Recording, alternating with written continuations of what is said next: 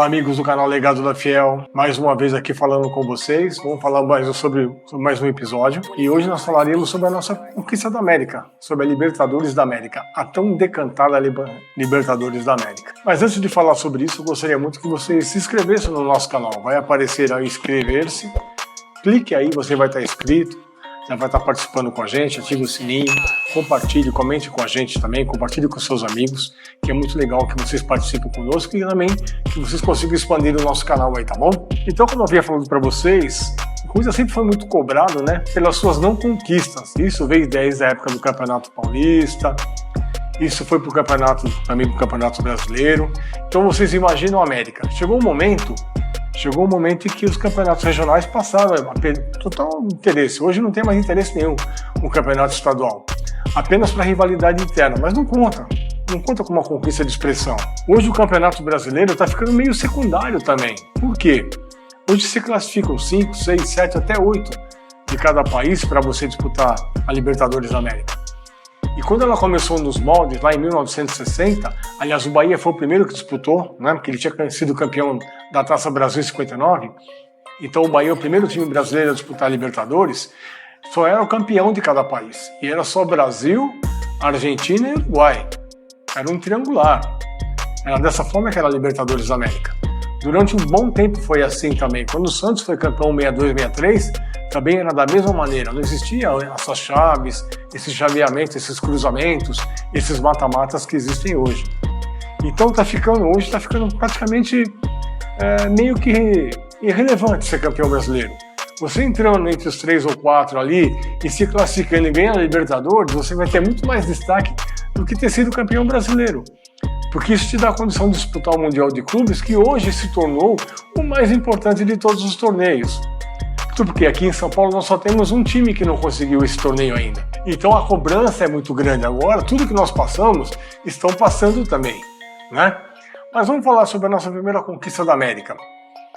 O Corinthians ele sofreu um baque muito grande em 2011, no começo de 2011, quando ele disputou a pré-Libertadores, depois de não conseguir a vaga direta e ser eliminado pelo Tolima, pelo time da Colômbia. Ele foi eliminado. Foi uma tremenda gozação, que foi o primeiro time eliminado, né, numa pré-Libertadores. Nem isso não tinha acontecido ainda. Tinha que ser o Corinthians, né? E o técnico Tite, então, tinha vindo para o Corinthians nesse final de campeonato brasileiro, para o Campeonato Brasileiro do 2011, de 2010 para 2011. Ele veio nessa transição. Ele foi eliminado. Ele quase foi demitido. E na época o presidente, né, o André Sanches, bancou, ele permaneceu e o Corinthians conquista o Campeonato Brasileiro de 2011. Meio que desacreditado, meio com muitas críticas mesmo, porque o time realmente não era um time proativo, era um time mais reativo, um time que mais reagia, ele não propunha o jogo. Mas mesmo assim o Corinthians conseguiu esse Campeonato Brasileiro, que foi o seu 5º Campeonato Brasileiro. Ele ganhou esse título e se candidatou novamente a Libertadores da América. E ele começa meio que desacreditado, né? Porque ele tinha sido eliminado de uma pré-Libertadores, ele vai disputar. Ele começa jogando a primeira partida sua fora, ele consegue um empate no último minuto, as duras penas. Ele vai jogando as outras partidas e se classifica como o primeiro do grupo. E no geral ele ficou em segundo. O primeiro colocado nos mata-matas é o Fluminense Futebol Clube. Só que o Fluminense foi eliminado pelo Boca Juniors. Então o outro time que sempre disputaria todas as suas jogos de vinda em casa seria o Corinthians. O Corinthians começa a disputar o seu mata-mata contra a equipe do Emelec do Equador, no empate de 0-0, e faz a sua segunda partida aqui em São Paulo, ganhando por 2-0 e se classificando para a próxima fase. Pegaria o seu primeiro adversário nacional nas quartas de final, que seria o Vasco da Gama. O Vasco da Gama tinha sido campeão da Copa do Brasil. O Vasco da Gama estava muito bem treinado naquela época pelo Cristóvão Borges. E foi muito difícil. Um empate de 0-0 no Rio. E aqui uma vitória, aquelas vitórias dramáticas do Corinthians no finalzinho do jogo, um gol de Paulinho de cabeça. Depois de uma defesa espetacular de Cássio, quando ele fica mano a mano com o Diego Souza e consegue espalmar para escanteio. Nessa cobrança de escanteio, uma cabeçada do jogador do Vasco na travessão. A bola só não entrou porque não quis. O Tite tinha sido expulso, estava fora do campo, o time estava mais ou menos ali jogando na raça, jogando na vontade da torcida, no empurrão da torcida. Foi assim que foi feito. E o Corinthians se classifica, então. Ele ia pegar quem? Ele ia pegar o Santos, o último campeão da Libertadores. O Santos de Neymar, o Santos de Paulo Henrique Ganso, o Santos sensação daquele momento. Era a menina dos olhos do futebol brasileiro, tinha ganho a Libertadores do Peñarol ano anterior, com o Muricy Ramalho. Então era uma tarefa bem difícil. Bom, a primeira partida foi disputada na Vila Belmiro. O Corinthians ganha de 1-0 o gol de Emerson Sheik e tem que jogar sua segunda partida aqui. Começa perdendo de 1-0, olha o drama. Se aquele jogo tivesse terminasse empatado, ia para a cobrança de pênaltis. Poderíamos ficar fora mais uma vez de uma final, como fora em 99 e 2000, através das penalidades máximas contra o Palmeiras. Então a gente não queria passar por isso. Então o Neymar faz 1-0 para o Santos e o Corinthians consegue empatar no comecinho do segundo tempo através de Danilo e se classificando para a grande final. Quem seria o finalista? O grande e temido Boca Juniors. O Boca Juniors que já tinha ganho 6 vezes a Libertadores da América e só tinha perdido para um brasileiro, para o Santos de Pelé em 63. Então, caramba, como fazer para ganhar desse time? Apesar de ele não estar numa grande fase, mas é o Boca Juniors, gente. Era o Boca Juniors, teríamos que jogar a nossa primeira partida na La Bombonera. É um campo muito difícil de jogar, todo mundo diz que quem vai jogar lá é uma dificuldade enorme. E o Boca Juniors no final do jogo faz 1-0, né? Faz 1-0, todo aquele drama, aquela dificuldade.